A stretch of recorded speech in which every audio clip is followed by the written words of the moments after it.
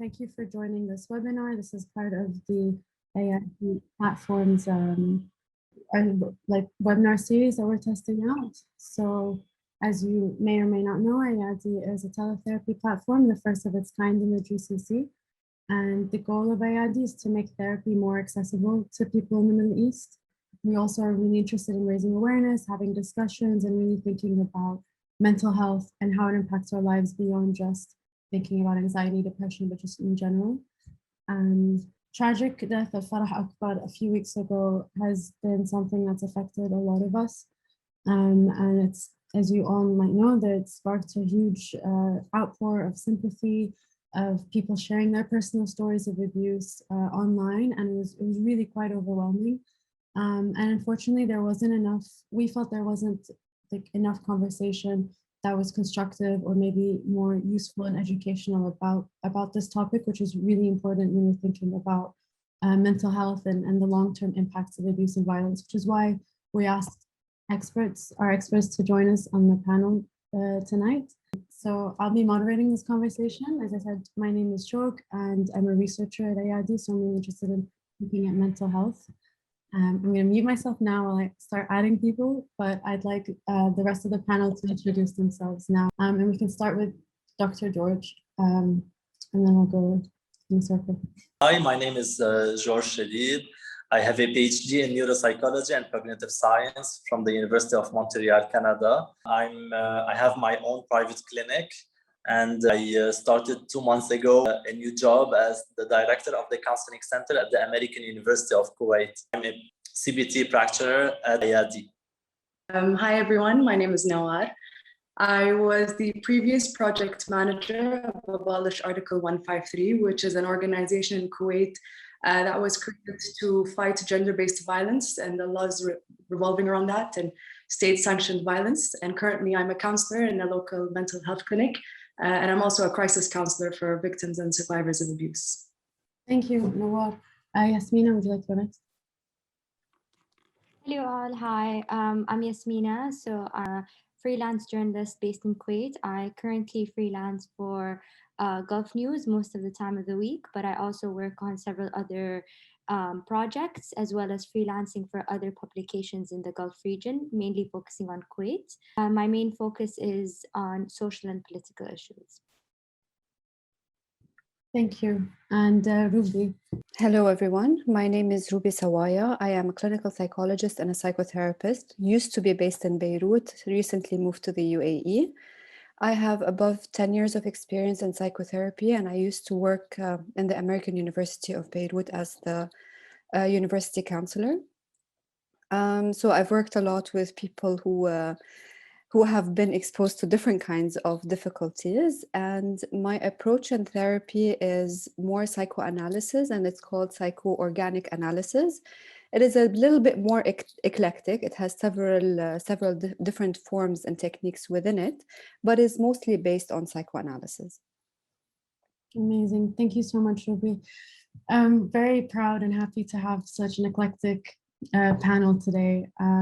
Just to clarify, Dr. George and Ruby are actually therapists on the AID platform. Nawar and Yasmena are very inspiring friends of AID, and really excited to see how your different experiences and interpretations of abuse will kind of contribute to this conversation. So maybe we can start off with defining abuse and violence, and that'll kind of set the tone for the rest of the discussion. تنحدد العنف في 3 طرق تنحدده. فينا نحدد العنف الجسدي، العنف المعنوي، والعنف النفسي.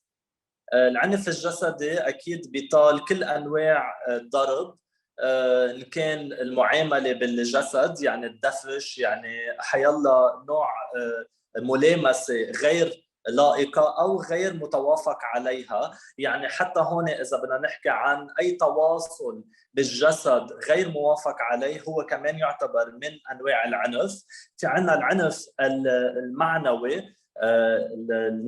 يعني وقت نحكي عن كل شيء خاصه بالمشاعر، هو لما الشخص اللي يقرر انه يهين الاخر بمشاعره، يقلل له من قيمته بحاله. يعني it's like attacking your self esteem. يعني هون بيصير الشخص يحس حاله مهان بقيمته، بيصير يحس مشاعره غلط، بيصير يحس بجلد فيلينج، عقدة ذنب، شك بقدراته. وفي عندنا كمان نوع من العنف النفسي لما او المنتل يلي هو بيصير الشخص عنده صورة مغلوطة عن حاله، يعني أنا كيف بشوف حالي باتجاه الآخرين، بيصير الآخر يحطم، يعني بيصير يقول له أنت من وراك عم بيصيروا هالأشياء، أنت قيمتك من وراك أنت، أنا عم بحس هيدا الشيء، والآخر بيصير يحس حاله كل الوقت أنه لازم يبرر حاله، يدافع عن حاله، يرضي الآخر حتى لو هو ما كان قبلان بهيدا الشيء. هيدول كلهم أنواع العنف بنشوفهم بالبيوت، بالشغل، أو حتى بين الأصحاب، مش بس مربوطين بقلب البيت. Could we expand on the definition of mental and emotional abuse, and if there is a difference between those two? هلا مش بكل المطارح بنلاقي هيدا الديفرنس، يعني في اكيد هون المعالجين النفسيين بيقدروا يميزوا.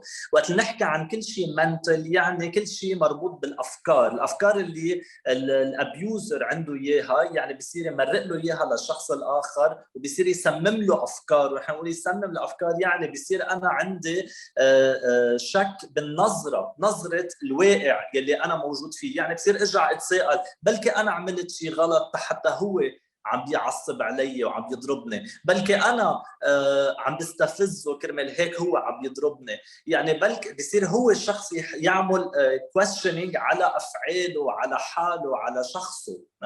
اما الايموشنال هو كل الوقت الشخص حس حاله inferior، اوكي، يعني كل الوقت انا ما بستاهل الاخر كرمال هيك عم بيعذبني، انا ماني قادر اكون انا من المستوى تبعه كرمال هيك هو عم يضربني، كرمال هيك هو عم بيذلني قدام الاخرين. وهيدا الشيء كل ما هي عم تركب المعادله بين واحد being submissive يعني عم بيجي من تحت وواحد عم بيجي من فوق، هالمعادله رح تخلي الشخص يلي هو submissive توطى قيمته بحاله ويحس حاله كل وقت انه عم يعمل شيء غلط، كرمال هيك الشخص يلي هو مسيطر عليه بيكون عم بيسيطر بطريقه عنيفه توصل حتى للقتل ببعض الاحيان. When does this kind of abuse turn into violence? I think this is something that, and we can answer it in two different ways. One is, and sometimes it never turns into physical violence, but then sometimes we can also justify physical violence or physical abuse in cultural terms. Those are maybe two different questions. This Ruby and Nawar, from a psychological view, how would you guys answer that question? Technically, emotional violence and emotional abuse are the first step into the whole cycle of abuse. So it can start with emotional, but then as the anger goes up, and the uncontrollable anger can lead to physical abuse. Usually they can come together, and usually they يعني في كتير أوقات بيجوا مع بعض، في كتير أوقات you can separate them completely. You have a lot of people بس بيكون عندهم mental abuse مثل manipulation, name calling, belittling the other person, trying to make them feel that they are inferior to them مثل ما كان عم يقول جورج. So بتكون بس on a verbal level, and if the anger is too intense and the person اللي عنده هدول anger issues are non-controllable, it can get out of hand and therefore the physical abuse can start. بس هي فيها تكون يعني steps into reaching, and sometimes it can automatically start with physical abuse. بس عادة it's a step-by-step process until you reach the part where the anger becomes uncontrollable and physical stuff start coming in. Nawar, I don't know if you would like to add anything on that. I think you summed it up perfectly. But I do want to take that and kind of touch on the cultural dimension that Shog asked about in the متى يكون هذا الشيء within our culture. I would like to make a difference between المجتمع والculture العربي versus how all humans are socialized within their own cultures to have their own sort of violence normalized بينهم بين بعض. وطبعا لأن احنا مجتمع عربي ف we have to talk about الcontext اللي احنا فيه. ممكن نلخصها to العالم العربي، الشرق الأوسط، North Africa. we are socialized in a very patriarchal and misogynistic environment. You know, we're all victims of that socialization. كلنا تربينا بنفس المجتمع مع نفس فكرة إن الرجل هو ولي أمر المرأة إن كان أب أو أخ أو زوج. Because we fall into that kind of dynamic, there is a sense of power, and very similar to what George said, there's always that sense of being inferior. So when you start off in terms of being an inferior gender, and of course this is a gendered issue because the majority of the vulnerable population, and statistically the amount of victims who the majority of victims happen to be women or from vulnerable populations بالعالم كله. When you're raised to feel like you are inferior, there is a sense of socializing into normalizing all the sorts of violence. And one of the main المؤشرات المبدئية and one of kind of the main warning signs is the sense of control and having power over someone. Again, touching on the psychological dimension that both George and Ruby talked about, what it means to have that sort of control and have someone believe that they don't have a say, that they don't have power to fight back. And that adds on so many different forms of violence and abuse. One of the main signs that kind of also leads into emotional abuse, which leads to physical violence, is economic and financial abuse, where, we say where a perpetrator can demand a woman's salary or stop her from working. أو مثلا المجتمع العربي أو على الأقل بالكويت, we hear a lot of stories about husbands specifically or fathers not allowing their female kin to work in mixed environments. They're not allowed to even go to school, to go to work in mixed environments. So we see a lot more female educators, for example, because our schools are segregated. That can start off with very small cultural things that we are all socialized to believe. And then again, the man is also socialized to believe that he has to control his female kin. And if your wife or your daughter or your cousin brings shame to the family, it becomes your responsibility to deal with that. And that's where we can start talking about the violence that comes as a result of shame. And we do live in a culture that is run and rooted by shame, as opposed to run and rooted by guilt, like in the Western world. So even the mechanisms, the social mechanisms that leads to how violence is manifested بالعالم العربي شوي يختلف عن شلون violence is manifested بالعالم الأجنبي or in the West, I would say. So it kind of all has to connect, and there are different layers and levels to it, and there are warning signs to begin. Yeah, so before we jump into that next question about how and why violence or abuse might manifest, the different factors that influence it, Yasmena, if you could also kind of walk us through your experience reporting on abuse and violence and the definition that exists in the media, and if you've noticed in yourself any differences between the way the rest of the panel has talked about it and the way that it's normally portrayed, because I think that's where there's a big في فرق بين لما تسمعين عنه وتقرين عن الجرايد ولما تسمعين الدكتور يقول لا هذا actually this is what abuse is and this is what violence is. فأنا I'm very happy إن نوار وروبي ودكتور جورج شرحوا لنا شنو أنواع العنف المختلف اللي عندنا. I think that's one of the biggest problems is we face in the media. ومو بس لما قاعد نتكلم عن العنف أو التعنف بشكل عام، وبالذات أنا قاعد أتكلم من ناحية الإعلام هني بالكويت، إن we rarely see that there's context or background when we're talking about a certain issue. I'm glad that the other three panelists defined these different types of abuse very clearly and with great examples، لأن للأسف الشديد وايد مرات نشوف مصطلح العنف يستخدم حق كل أنواع التعنف. فنوار تكلمت عن العنف المادي والعنف الجسدي وفي اختلاف كبير. فأنا I think that addressing the differences is a first step and is very important، مو بس لأن حتى القارئ أو المشاهد يفهم شنو الفرق بين التعنف، بس حتى نفهم إن التعنف يقدر يصير يعني أشكال مختلفة. it also stops normalizing العنف. يعني مثلا we only see unfortunately big headlines of when a major tragedy happens, and of course when it's great to see such issues bring to the table, doesn't mean إن هالأشياء قاعدة مو موجودة يوميا في مجتمعنا. فيعني أنا دائما أستخدم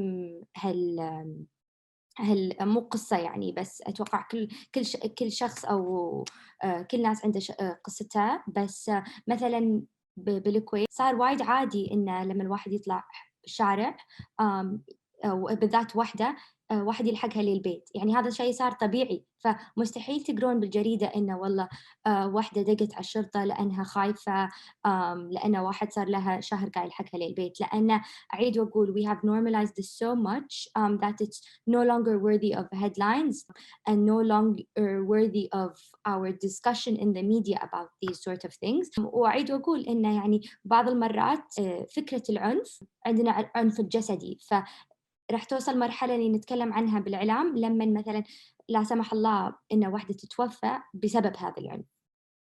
The power of normalization, I think, is a huge one. We'll definitely return to that point later in the discussion. But let me continue from what Yasmena said and move into the how and the why, because what she said was very important. We don't only normalize patriarchy in our society, we normalize انه الواحد اذا نحن ماشيين على الطريق وواحد صوفرنا او اعطانا a compliment انه عادي، هيدا بنعتبرها انه it happens all the time بمجتمعنا، ما بنعتبر ان هيدا تحرش.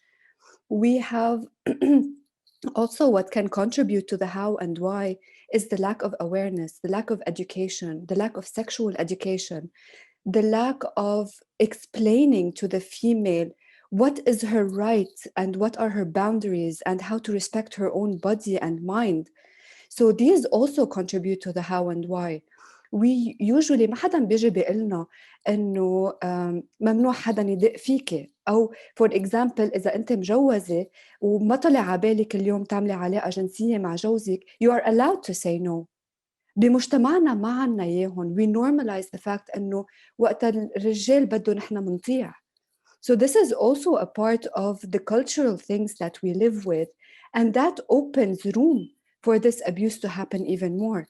And in definition, وقت نحكي عن sexual abuse in specific, when we talk about sexual abuse, it's anything that is non-consensual. You can be in the middle of a sexual act and suddenly you feel not comfortable with what's happening and you ask your partner to stop and the partner is supposed to stop. نحن بنعتبر أنه لا، ما أنا already I consented to this act، ممنوع أرجع أقول لا. مثلا هيدا شغلة بالsexual education منا موضحة أنه you are allowed to say no the second you stop feeling comfortable. And I believe sexual education is key. And for the women to know what is right and wrong in the treatment is also key. And all of these in our culture are downplayed. ما بنعرفهم، ما بيعلمونا إياهم، بالمدرسة ما بنتعلمهم، بالجامعة ما بنتعلمهم، وبس يعلمونا إياهم دايماً it's sugar coated in a way بنستحي نقول الكلمات مثل ما هن. So all of these, they really contribute to how much females would allow the perpetrators to come closer. وقدين نتعلم أنه نحن لازم نسكت، عيب إنه كأنه نحن we're doing something wrong. كمان ما بيعلمونا إنه نحن ما غلطنا بهيدا الموضوع. automatically بتصير كأنه نحن we are to blame. إيه ما أنتوا لبستوا قصير، إنه لبسي محتشم أكتر ما حدا بيقرب عليك. But it's not supposed to be that. You can do whatever you want with your body and the person should respect that. So I believe these are extremely normalized in our culture وهيدا الشيء اللي ما بيساعد وبيخلي الabuse يزيد with time. Yeah, no, and I really want to touch on that as well. And we do live in a very much victim-blaming world, and not just a society.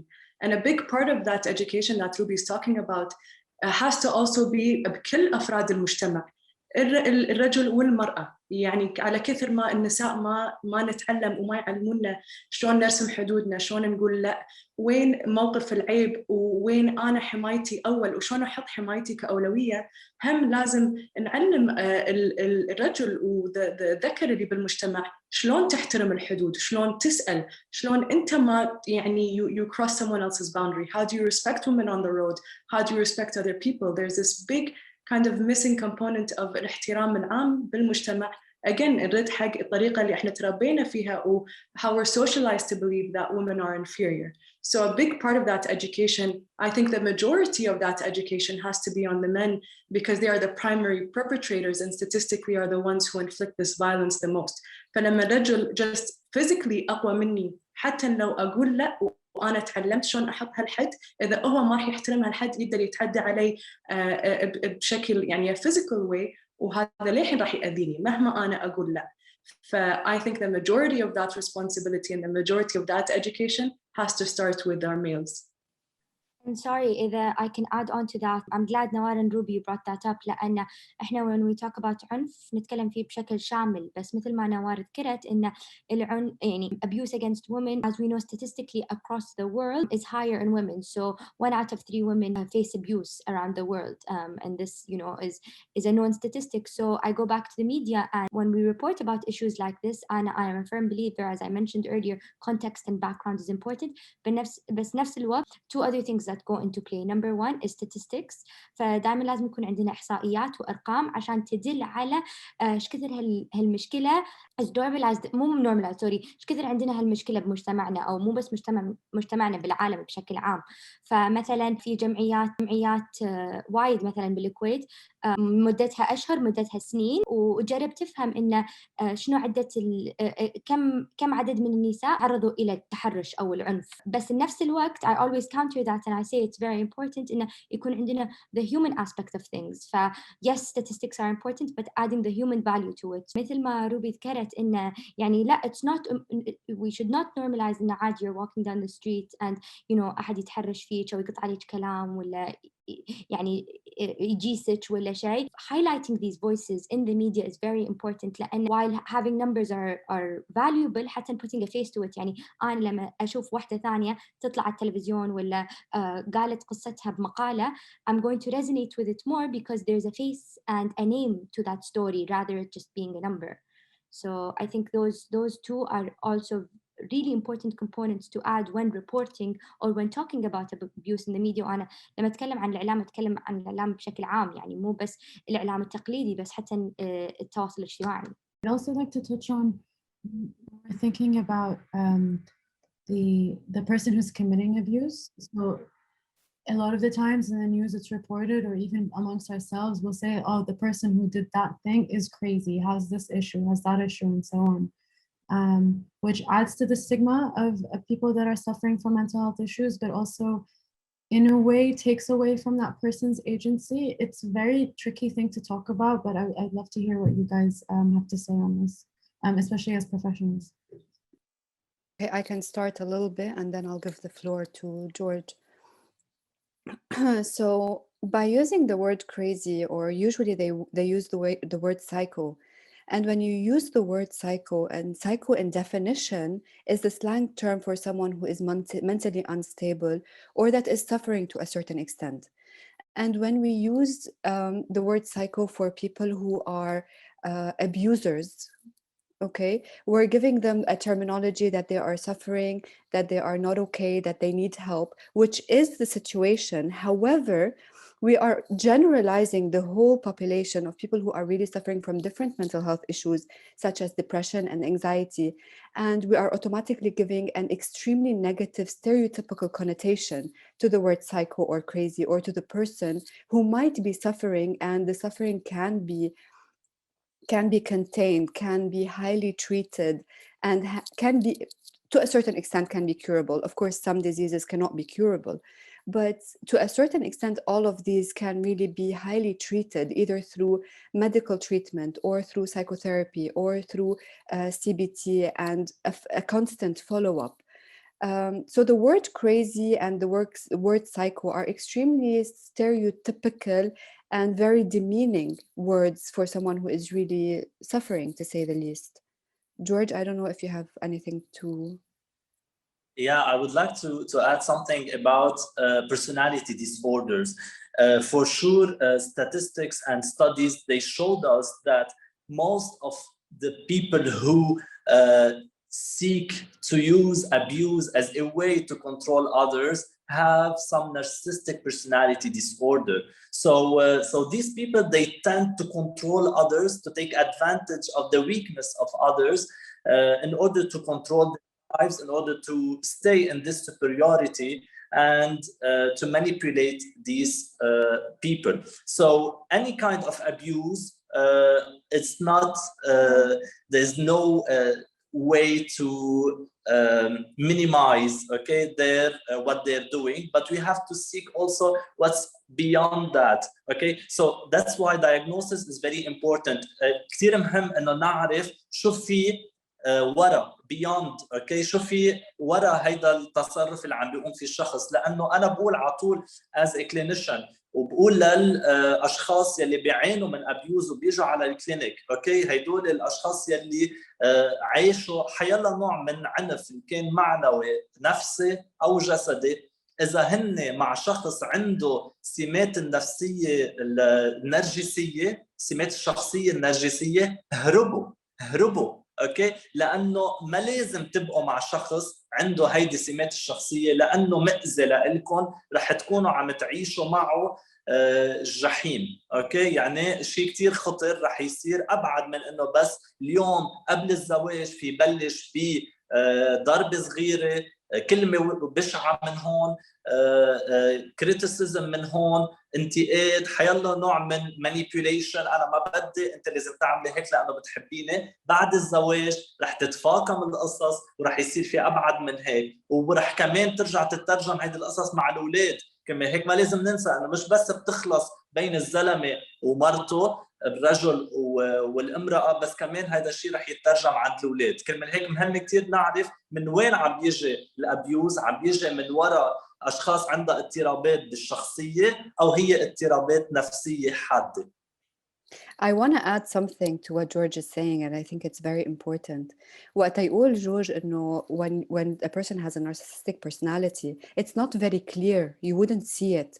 لأنه usually these people come with everything that you like. But there are very specific warning signs that ببلشوا يبينوا بالعلاقة ما قبل الارتباط official commitment أو من بعد official commitment بلش شوي تتغير. And I'm going to cut these warning signs into different parts. البارت اللي انتو بتحسوه as victims والبارت اللي بيبين على behavior من الشخص اللي هو he's the abuser. ويوجولي كشخص انتو بتبلشوا تحسوا the person who is a victim of course ببلش يحس انه خايف من البارتنر تبعه، خايف يعبر عن شيء عم يحسه البارتنر تبعه ما يعصب أو يضيق خلقه أو يعمل مشكلة عليها. دايما انتو بتبلشوا تحسوا على حالكم that عم تبلشوا تصدقوا that you deserve such kind of mistreatment من الشخص الثاني. So once you start feeling these emotions that you're doubting yourself, that you're feeling and you're avoiding specific topics with the partner لأنه خايفين من الرياكشن, these are warning signs for you as انتو شو عم بتحسوا. بينما الشخص الآخر what are the warning signs الbehavior اللي هو بيعملها؟ مثلا taking the relationship into the next level very quickly. يعني within a month and two they either propose إنه to live together or to get engaged or to get married or يعني to take the relationship into a very serious connotation in very little time. This can be a warning sign. نحن بنعتبر الغيرة هي شغلة عادية بمجتمعنا، بس الغيرة المرضية can be a warning sign. يعني spying on you, checking your phone, checking who you're talking to, checking your social media, trying to get your passwords. These are warning signs. إذا ببلش يصير في مشاكل كتير مع مين عم تحكي وليه تأخرت بالليل, the controlling attitude, this is a warning sign. كمان it can be bad mouthing the family. يعني اختك عملت هيك امك عملت هيك and they would encourage you to spend less time with family members. ليه less time with family members? Because they can see beyond when you are in this situation and there are a lot of emotions. في كتير اشياء objectively ما بنعود نقشعها. إذا ببعدكم هيدا الشخص عن العيلة they are securing that you wouldn't notice the warning signs. So these are very important things to look into لأنه 3/4 الوقت منغض النظر وبنسمح لهيدا البيهيفير بأول العلاقة لأنه بيكون بعد في the stages of the relationship. بأول فترة بنكون بعدنا we're infatuated. بعدها what we call the honeymoon phase. So we don't see these mistakes. نعتبر أنه عم يغار يعني he cares. But it's not always that he cares. It can be a warning sign. So we have to be extra careful من هدول التصرفات اللي كمان we've normalized throughout the years and throughout the different cultures اللي هن منهم كتير they are normal وقتها يتخطوا حدود الكومفورت بالعلاقة وقت يصير فيها كتير مشاكل when it starts to pose a lot of discomfort to one or both partners within the relationship. So بعتقد هدول اشياء كمان كتير مهمة to look into. مزبوط. أنا إذا بدنا نختصر عن جد، إذا بدنا نختصر بكلمة واحدة قالتها روبي and I emphasize the term خوف، الفير. الفير هو أول وأكبر sign دغري لازم الشخص يلي عم بيعيش any kind of abuse دغري يعاله ويحكي فيه. شيء مهم I think we can focus on خارج الشخصية النرجسية أو لما الشخص clinically diagnosed بالنارسيسستيك personality disorder، الابيوزر اللي ما عنده أي تشخيص أو ما عنده أي اضطراب نفسي لكن لحن يعتبر abuser. And there is a very structured cycle of abuse that معظم العلاقات اللي فيها نوع من الابيوز تمر فيها. فاللي روبي قالتها it really makes puts it into a lot of context, which is the honeymoon phase. And the honeymoon phase is one of the trickiest ways of being able to see abuse. لأن it's how the abuser يخلي التسلط والتحكم على الفيكتيم. تصير المهزلة اللي ممكن تصير إن كان عنف لفظي أو معنوي أو جسدي أو جنسي ما بعد هالأكت، خاصة لما تكون بعلاقة عاطفية أو مثلا بين الأهل. And usually abuse tends to happen the majority of the time with people that are close to you and live in your household. After this major act of violence comes the honeymoon phase, وين الشخص يبي يعني شوي يواسي الضحية ويبين لها إن لا أنا كنت غلطان ولا أنا كنت معصب. وبعد ما يطلع من هالهانيمون فيز ممكن يعطيها هدايا ويواسيها ويساحلها شوية، يعطيها كلام حلو.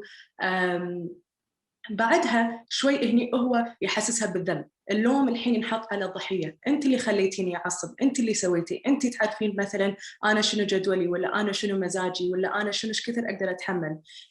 And that's again a very common cycle that is very important to look into and to be very aware of, because again the honeymoon phase is the biggest trap in abusive relationships. That's true. That's very true, because the good side is a very good side and the bad side is a very bad side. So when you put them on a scale, the victims would always say, but he's super nice, but he or she, I don't want to just stick it to one gender, but the partner is super nice, they do this and this and this, they're very considerate, they're very loving, and the good part is always super nice and super beautiful and everything that you really want. But at the other end, there is the extreme negative. And going between these two poles is very destructive for the person. And this would take us to the mental health impact.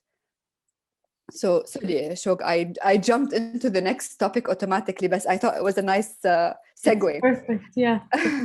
So, and this would take a toll on the mental health of the victim, and it can cause post-traumatic stress disorder, which is anything related to a post-trauma that continues for above a month. So the symptoms would continue for over a month. And the symptoms are like nightmares, intense fear, trying to avoid thinking about the situation of trauma, and a lot of other symptoms that come with it. Also, what it can, the impact can be anxiety, it can be depression, it can be a low self-esteem, it can be mistrust in other people, even the closest people to you. You tend to isolate yourself because of the feelings of shame and guilt. And it really takes a toll on the individual, and not only at the instant of the abuse, but the psychological trauma that comes after it is what really damaging for a person. So yes, maybe the physical abuse would leave a little bit of bruises that you might forget in a day or two. But what it leaves psychologically on the individual is very hard for you to just brush over the shoulder and move on with your life. So it does take a huge toll on an individual. And this is where psychotherapy and seeking help is very important, very effective, and very essential. So just don't drop it. Like, speak up. You need the help, and you deserve to get the help you need. And no one has to go through this alone. And I will pass therapy to George.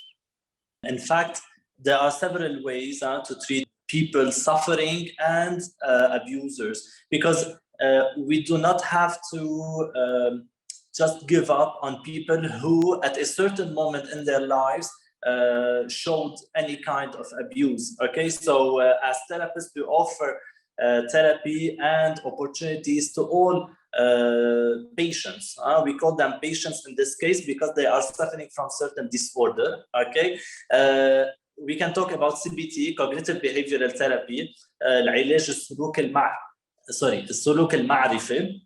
بالعلاج السلوك المعرفي نحن بنشتغل على كيفية التعامل مع الآخر من خلال الشغل على الأفكار، على كبت المشاعر أو تنفيذ المشاعر، وفينا نشتغل كمان على السلوكيات بحد ذاتها. نشتغل كمان على البروبلم سولفينج، على الانجر مانجمنت، على كل هيدول المسببات لأي نوع من الابيوز. فينا نشتغل كمان اكيد على الضحيه من عده نواحي حتى نشوف اذا مثل ما عم تقول روبي اذا في PTSD او في نوع من lack of trust، يعني عدم الثقه.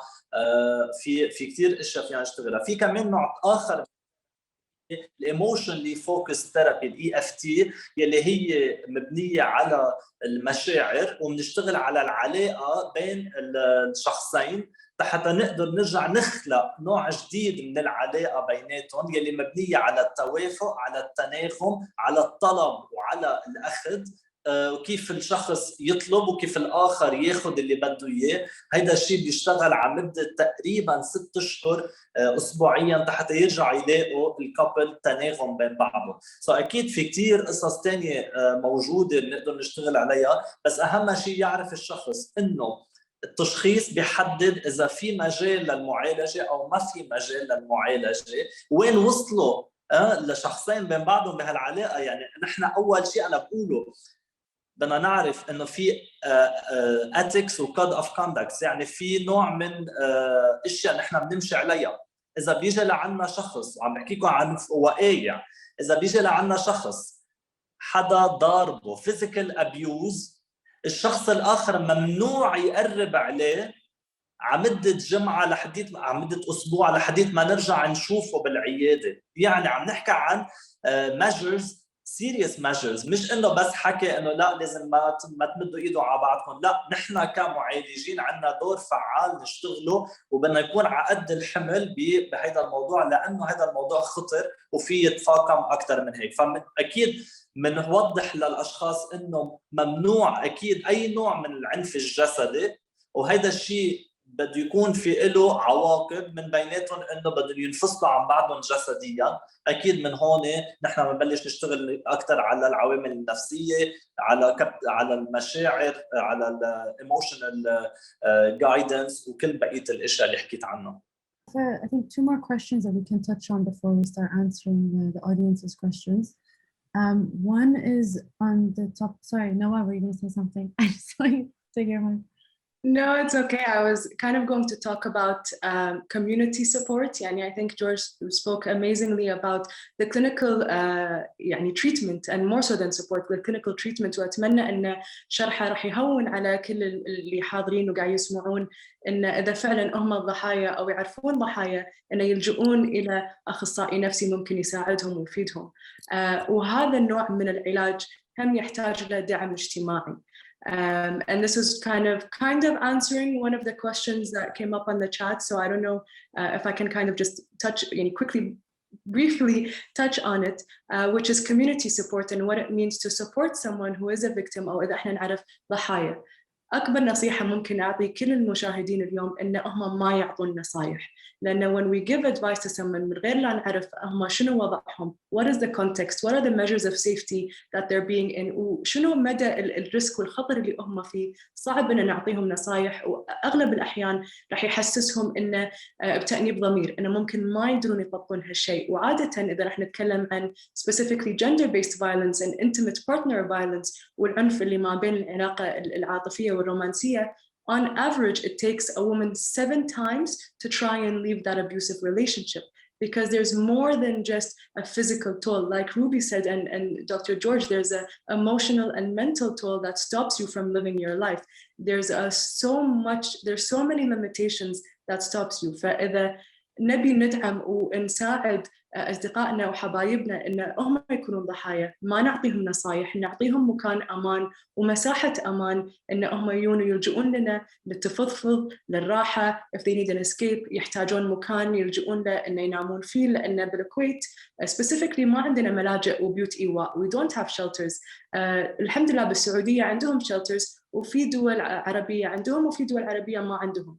recognizing your local context, what are the channels of safety and how can I offer support without giving advice and without expecting، بدون توقع إن صديقتي أو اللي أعرفهم فعلاً عندهم الإمكانية إنهم يطلعون بالموقف اللي هم فيه وعندهم الإقبالية حالياً إنهم يتعالجون.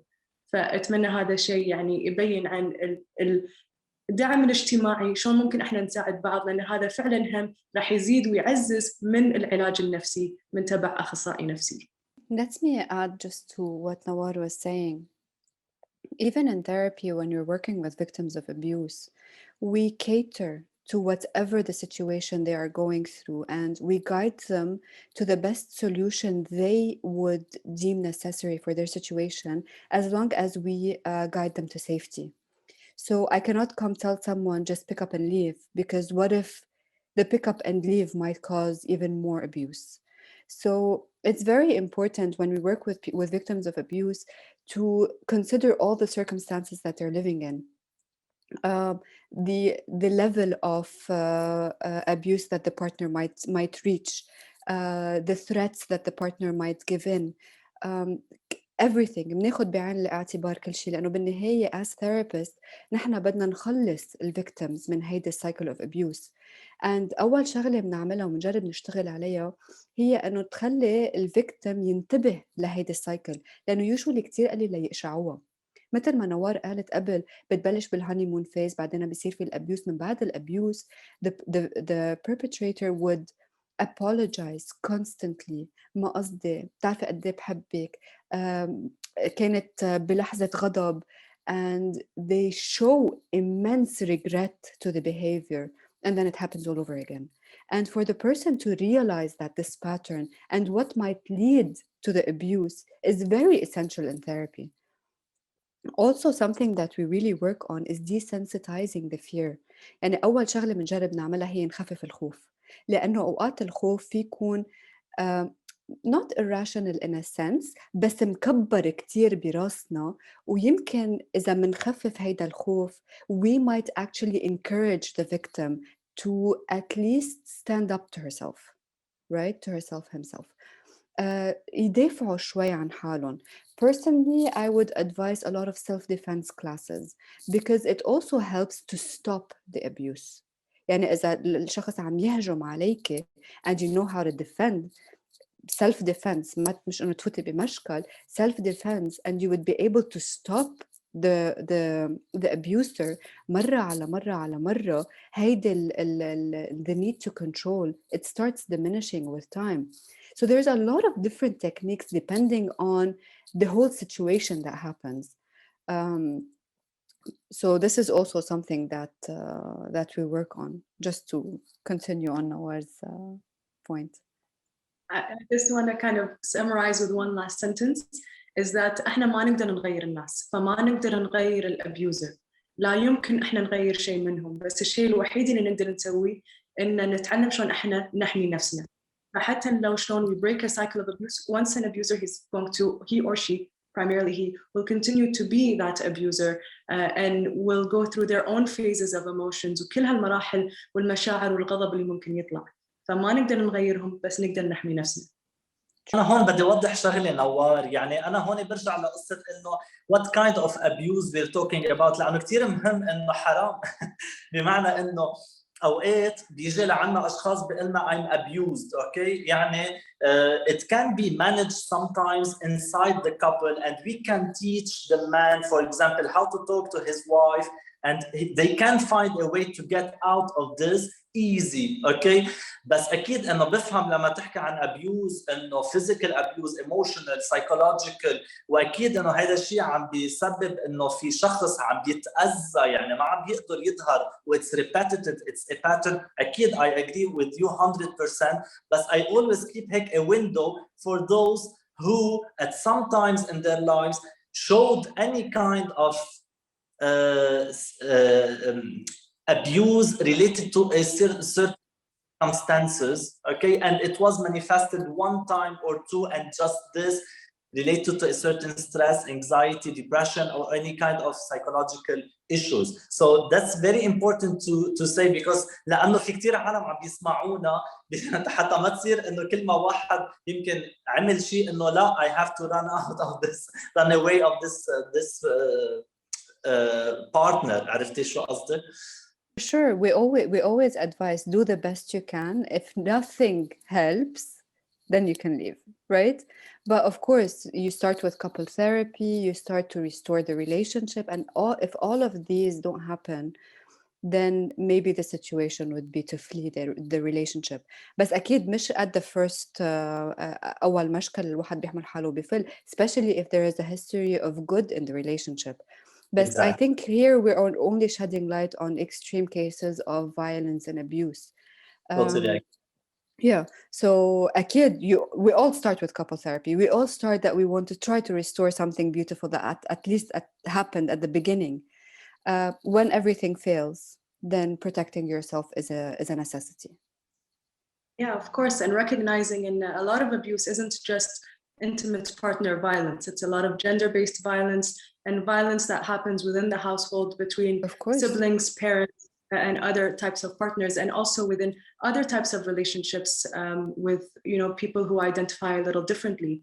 طبعا there's that window, but again, that window is not something that I would consider emotional, or not emotional, but kind of abuse and violence. And that's where, as a clinician, of course, you can make your clinical judgment on how you define abuse within that session. For me, as soon as something is recognized as abuse and there is that pattern, of course, there's really no window for that, and there's zero tolerance. And that's what I'm talking about not being able to change that person. And when that becomes a priority, احنا نتحمل مسؤولية نفسنا ونتحمل مسؤولية اللي يعتدي علينا. وهذا شيء وايد صعب كوننا خاصة الضحايا طول الوقت يتحملون مسؤولية غيرهم ومسؤولية نفسهم. فمهم إن هم نحط إن نوضح الموقف. Two questions that came in from the audience. One of them is actually related to what we're talking about now, and it was related to an earlier question I had. So from Iman, how can we try and stop the cycle of mental abuse if it comes from a very close person? If we could think about this question, and also think about how usually when it is someone that's very close, or if it's someone who's resistant to change or seeking help, what challenges there are there. Specifically, I'm thinking about Farah Akbar, Allah yarhamha, and someone who reached out for help several times through the legal system, through many different platforms, and wasn't able to get the help that she needed. And then, I mean, that might be a little bit different when it's someone that's very close with you and there's a bit of tension to reach out there, but there's systemic challenges there. So if we can answer that question, I'm going to run through all the questions so that we make sure that we kind of address them, because we've got 8 minutes left. Another question from Lulwa about if neglect is considered emotional and psychological abuse. Yes. Yeah. And exactly. And the final question is, and maybe Yasmena, you can take this, is what steps we can take as a society to change the culture of abuse as a journalist, what you've kind of noticed on the ground. So perhaps we can start with a question about mental abuse coming from a very close person. Nawar and George, if you'd like to take that question, and then Ruby, if you'd like to take a question about neglect, but also feel free to hop on those answers. So, as I said before, it's very important to diagnose. It's very important to know the reason behind any kind of abuse. The fact that people coming to have a certain help, okay, requesting help, it means that they broke the fear. So لازم نتخطى حاجز الخوف. هيدا أول شيء لازم يصير، إنه لازم. أنا كتير انبسطت لما شفت كل هالبوست على إنستغرام، على فيسبوك، كل العالم لازم تحكي عن الابيوز، اوكي، لو شو ما كان. تاني شيء البيشنت لازم يحكي عن الابيوز، يعني هو الشخص لازم يلاقي at least confident، حدا يوثق فيه لو ما كان من العائله، لو ما كان من المقربين، بس يكون حدا يقدر يلتجئ له يخبر يعلم. اوكي. ثالث شيء لازم يطلب المساعده من الاخصائيين او من الجمعيات اللي هي بتهتم بهذا الموضوع. اكيد هون حسب البلد اللي هو موجود فيه الشخص كيف يوصل له المعلومات، كيف يوصل للمعلومات اللازمه حتى يلجأ للمساعده. مهم كتير انه الشخص يعرف يلي عم بيعيش الابيوز انه المواجهه اوقات فيها تخلي الاشياء تتفاقم ويبطل في كنترول. فمهم كتير انه الشخص يحمي حاله، هيدا اللي قالته روبي، انه يعرف يدافع عن حاله او يحمي حاله. كما هيك انا قلت انه اذا بعرف انا انه المعتدي رح يأذي الشخص، لازم يهرب الشخص، ما يضل فيزيكلي موجود معه، لانه هذا الشيء رح يخليه انه يكفي الابيوز تبعه. كما هيك مهم نعرف شو المرض النفسي وراء هيدا الابيوز، اذا كان هو مربوط بنرجسيه او هو مربوط بحاله نفسيه الشخص بيقطع فيها، او اضطراب ثنائي القطب البايبولر ديس اوردر، او اذا كان في شيء مخبى والشخص ما عم بيقول عنه. يعني مهم نعرف شو السبب يلي عم بيودي لهدول الاشخاص انه يكونوا عم بيعيشوا يكونوا عم بيمارسوا هذا النوع الابيوز، وكمان نعرف الشخص يلي عايش وعم بيعيش الابيوز ليه بعده باقي. وهيدي نقطة كتير مهمة نعرفها، ليش بعده باقي. وهون اكيد السوشيال ديسكشن والسوشيال ايشوز موجودين وكتار. احتاج اقول لحق اللي قاعد يتابعونا من الكويت سبيسيفيكلي ان خاصه النساء قانونيا اذا اي بنت تطلع من بيتها مهما كان عمرها، الرجل ممكن يرفع عليك حاله تغيب، which means you are technically a runaway and that means it's a charge against you and not for you or with you. فحق الضحايا اللي حاليا ساكنين في بيوت معنفه وايد صعب انهم يطلعون على اساس ما ينرفع عليهم حاله تغيب في المخفر. again there becomes a physical case against them عند الشرطة بالكويت. So something that I can advise people who cannot physically leave is to try their best to stay away within that household and find كثر ما يقدرون الدعم الاجتماعي من أهاليهم أو من الناس اللي دار مدارهم. إذا يقدرون طول الوقت مثلا يقعدون خارج البيت، ولما يصير الوقت إنه لازم يرجعون للبيت يسوونها بأكثر طريقة هادية على أساس they stay at least from eyesight away from المعتدي عليهم، حق الحالات اللي فعلا ما يقدرون يطلعون من بيوتهم على أساس هم يحمون نفسهم قانونيا. And also, Nawar, to add on what you're just saying now, when you identify the cycle the abuser goes through, فيك تتجنب توصليه to an extent where the anger becomes abusive. So that's why it's very important for the victims to be aware of the steps the abuser goes through until they reach. Yani, for example, if they come from work and they're extremely exhausted and you ask 2 questions, it starts elevating the anger. So you would avoid doing that. If, for example, they don't sleep well at night, it elevates the anger. When you feel that the partner is insomniac or he haven't slept or she hasn't slept well at night, you would avoid triggering conversations. You know, so it's also important, if we cannot run away or if we cannot spend a lot of time outside the house, to know exactly what are the triggering factors that might lead to the violence. And we just avoid these triggering factors. So Heidi, it's one of the ways of how a person can protect themselves, to say the least. إذا ما فتنا ب self-defense classes or stuff like that, just to identify these points. Working on self-esteem, like being able to يعني نرجع نعلي self-esteem تبع الشخص، كمان بتعطيهم الcourage إنه يدافعوا شوي عن حالهم. So this is also something very important, and تجي within the how to protect yourself as a victim inside the household.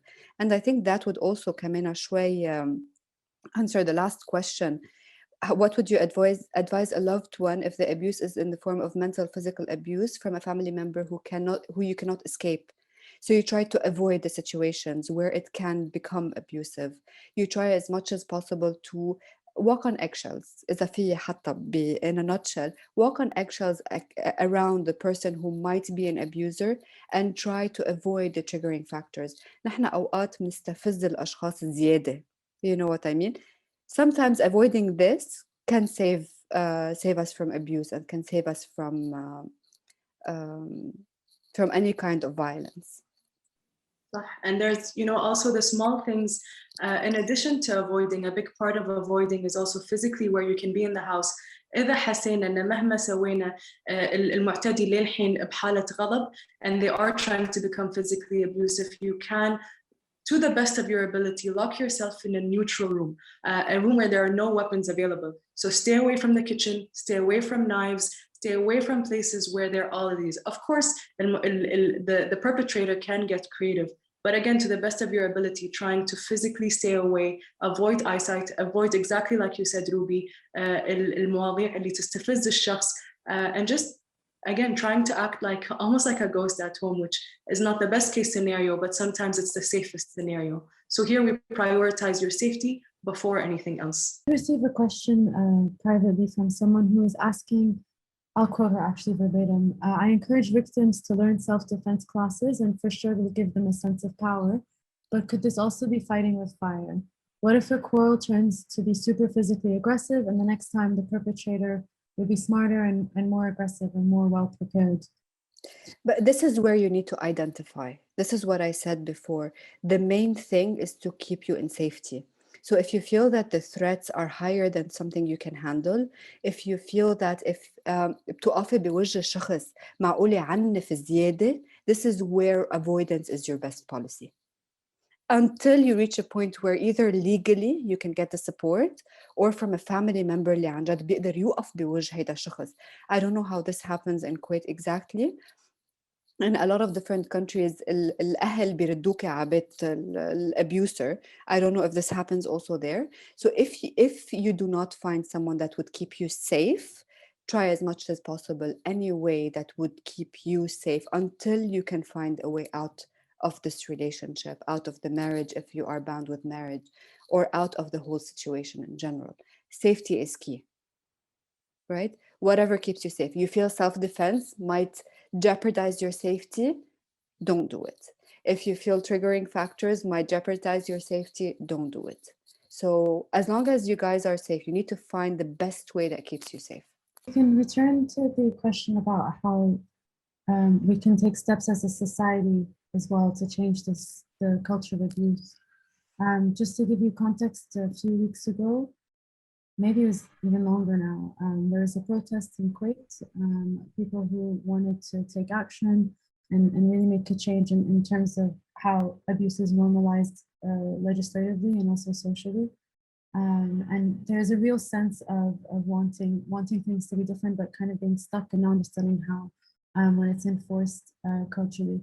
I also wanted to touch on Ruby and Dr. George and Nawar, what you were saying about the honeymoon phase of a relationship and how certain acts can be seen as like romantic, and that is something that is really enforced culturally, not just in the Middle East, but in every culture, where if a man proposes to you within 1 month of knowing you, that's seen as like, Disney fairy tale, yes, not as instead of being a red flag. And Yasmena, as a journalist, I'm sure a lot of these cultural tropes show up as well in your work and how things are reported. So I'd love to hear your insight on this topic.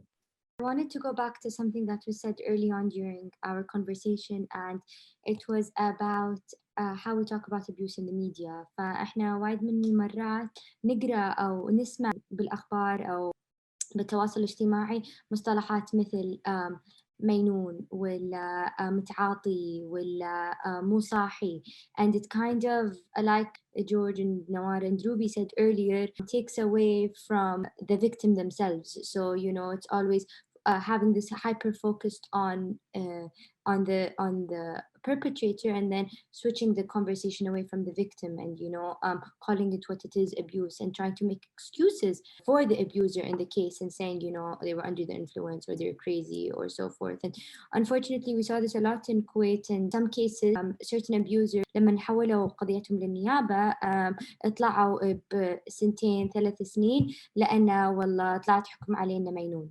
Unfortunately takes away from the act that they have committed. In terms of what we can do as a society, or how do we talk and deal with abuse as a society, is there are a couple of things where, according to what I've heard on the ground, talking to, various victims and also various activists and lawmakers as well, some of the things that we have to talk about is, number one, ending gender-based violence. So constantly talking about that in the media is definitely something important. Or making sure that we are constantly talking about it, لأن مثل ما قلت earlier, it shouldn't just be when there's a headline. فللأسف الشديد وايد مرات يكون في ردة فعل من الناس إن لما نصير في جريمة مثل اللي شفناها قبل كم أسبوع، ناس تقول بالغتوا وترى هذا ما يصير عندنا، إن إحنا عايشين بمجتمع آمن، ما عندنا هالأشياء. When actual fact this does happen a lot of times, and just because it isn't reported doesn't mean it isn't happening. So constant, talking about it and normalizing it in the media is something that is definitely important.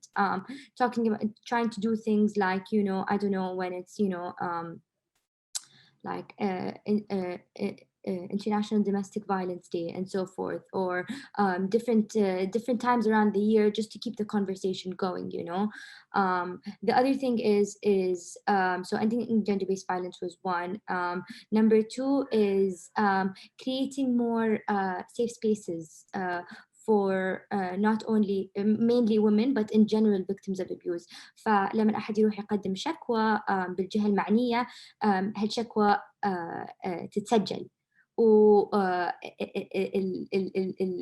مو بس تتسجل القضية، بس يكون في تفاعل مع القضية، مو القضية، الشكوى نفسها، فيكون في رقابة على الموضوع. هذه أهم شيء، ورقابة يعني كلمة مهمة تطلع دائما لما نتكلم عن العنف بشكل عام.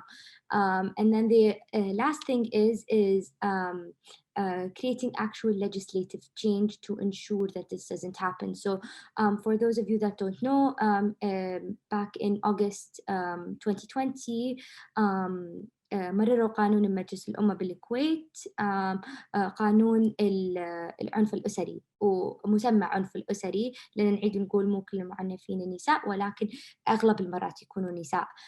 فهذا القانون يحدد كذا أشياء، بس من أحد المواد بالقانون يقول إنه لازم يكون في مركز إيواء للمعنفين. وللأسف الشديد القانون هذا مرروه بالمجلس بشهر 8، تطبق بشهر 9 ما بعد شهر، ولكن ليومكم ما عندنا مركز إيواء بالكويت. وشغلة ثانية إن بأحد المواد يتكلم إن المؤسسات الدولية لازم basically they step in لما يكون في شكوى أو قضية عنف. And when we, in the case specifically we saw last few weeks ago, unfortunately الله يرحمها فرح أكبر did file a case and the state did not step in. So technically المادة هذه ما انطبقت حتى لو موجودة بالقانون بنفسها. I reiterate really quickly 3 things. Following up,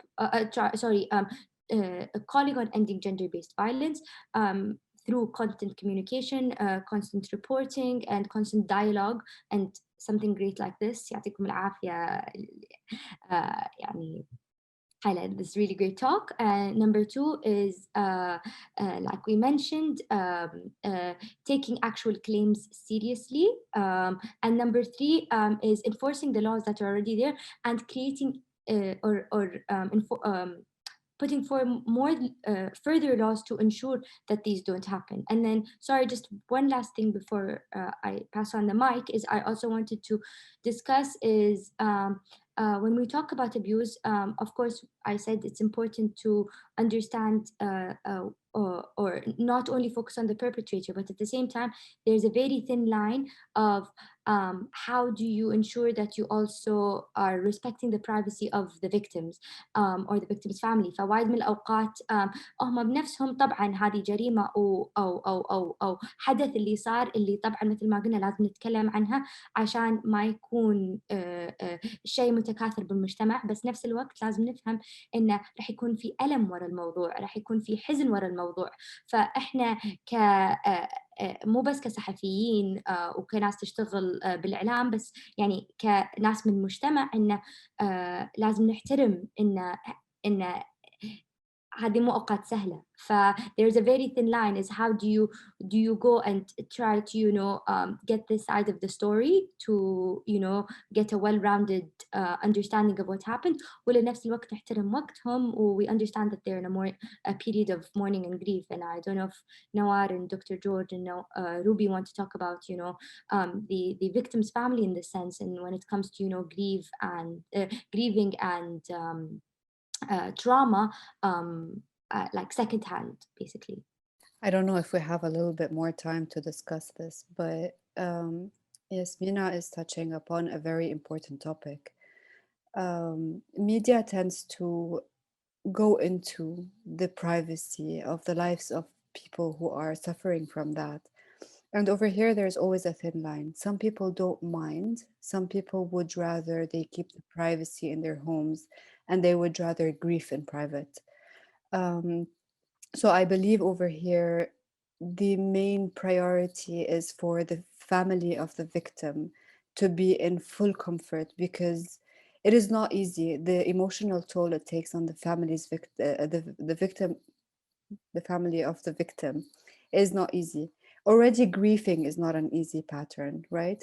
And to see someone being violated in that way also has a whole different grieving process and acceptance of what has happened. There's going to be a lot of anger. There's going to want revenge. They're going to want people to hear about the story. So كل حدا بعتقد they deal with this situation in a completely different manner. And I think over here there should be the priority and full respect to how each family or each individual would want to process the grief and go through it. I don't know if I touched upon exactly what you meant, Yasmena, but this is, I think, from a psychological perspective, this is how I see things going with grief. No, that's exactly, you touched upon it greatly, and I'm glad you mentioned that thin line and keeping it to the discretion of the family, لأن كل من ظرف غير. Yeah, for sure. I think definitely run a little bit over time, but if you guys want to stay on and discuss, I think I'm very lucky we don't have a limit on the Zoom, so we can keep talking. Maybe we can see if there's any further questions anyone would like to ask. So to learn your rights within the law, even if your rights are very limited. I definitely agree with that comment that just came up about the women recognizing their rights in the law. Like conditions in marriage contract. Again, I can only speak to a Kuwaiti context, but I will reiterate, because this is a very important point that a lot of women don't know about, is that you run away from home, your male guardian can and most probably will report you as a runaway. And that will put you not only at risk at home, but also at risk within our police officers. And it's also important to know that our police officers, unfortunately, are not trained to deal with gender-based violence or violence within the household. And عندنا هالفكرة بالمجتمع إن you can't air your dirty laundry, and if you do something wrong, then العيب على البنت, and you have to respect شرف العائلة and stuff like that. And there are two laws that also come to mind about women's safety بالكويت. Number one is Article 153, which I would assume that a lot of people know about, which decriminalizes قتل الشرف بالكويت فتعتبر جناية وليس جريمة, and so it makes it a misdemeanor and decriminalizes it as opposed to having it have a harsh penalty, and the maximum for that is 3 years in jail when a man does commit that type of murder. القانون الثاني اللي مهم ان كل النساء يعرفون عنها هي المادة، مو بس كل النساء، كل افراد المجتمع لازم يعرفون عنها بالكويت، هي مادة 182. و 182 is basically states that any man who kidnaps and or sexually assaults someone, the victim's male guardian accepts his hand in marriage, then that person does not get charged with a crime. So essentially a perpetrator can marry his victim, which is really, really harmful. And I see a question that says, isn't that limited to only minors under the age of 21? I'm not sure what they're talking about. I think it's حالة تغيب, but not necessarily. Although specifically it's used with minors, but there are other legal pathways that men can take with adult women. But then again, there are other laws that limit where this woman can go. فحالة التغيب is primarily used for minors. For adult women, there are other channels. Unfortunately أنا مو قانونية فما أقدر أتكلم بالضبط عن القانون نفسه اللي الرجل ممكن يستخدمه عشان يصيد المرأة اللي مو قاصر. But again, it's very important to recognize these laws, recognizing your rental laws, where you can go, where you can live. مثل ما ندري ما عندنا بيوت إيواء ومراكز إيواء بالكويت. It's important to be careful to know where you have a safe space to go. شنو الجمعيات اللي موجودة ممكن تفيدهم. وهذا again يطبق إلى كل المجتمعات اللي موجودة. Recognize your resources, reach out to your community, be active, try to talk, vote for women in parliament, vote for women in any sort of place of power, because you do need that sort of community support. Show up to events if you can and safe for you, engage in online conversation. الحين ما شاء الله يعني في وايد معلومات موجودة online. Join AID, get mental health help from AID. These therapists are there to help you. They give you reduced prices. They make it feasible. They stop that financial barrier that usually stops people from accessing even the physical barrier of being able to go to عيادة أو مركز وين ما كنتوا بالعالم العربي. إذا هذا الشيء مو بإمكانياتكم, AID really I think solves all of these obstacles to gain that level of health and mental health support. And sorry, Nawar, to add to that in terms of what you can do or what are other resources is Nawar mentioned a couple of laws, and when a lot of times we hear إن أوكي هالقوانين موجودة ولكن ما تطبق معظم المرات على المتحرش أو على المتعنف أو على the victim themselves. ولكن just having these laws further normalizes abuse or gender-based violence in this sense, because when you know what's more concrete than the law itself. And so having these laws further enables gender-based violence, not just بالكويت مثل ما قلنا بمجتمعات مختلفة اللي عندها قوانين ما تحمي أفراد المجتمع. And then the second thing about resources is that also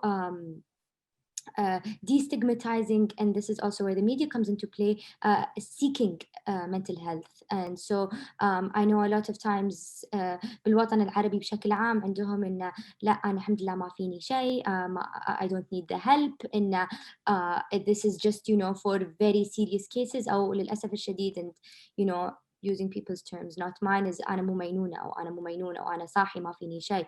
And so definitely reaching out and getting help like amazing platforms like AID is something we should be talking about more and normalizing بمجتمعاتنا. Thank you guys. Dr. George, sorry, I saw your mic up. I wasn't sure if you wanted to say something. Just one last thing. I think, yeah, for sure, women should be empowered, but also by women. I'm feminist myself, and I encourage the presence of women in the parliament and in everything that is related to laws and to defend their rights. And it's very, very important to see the role of women like evolving in our society. I sustain Nawar and really I encourage their presence in every single detail in our society. Dr. George, thank you to this wonderful panel. You guys were incredible. And I hope that this conversation was useful to some people, but please feel free to reach out. If you ever have any questions, if you want to learn more about Ayati, or if you want to get in touch with anyone on this panel, guys, I just put you out there. Hopefully we'll be able to arrange something. And yeah, thank you again for your time, and have a lovely night.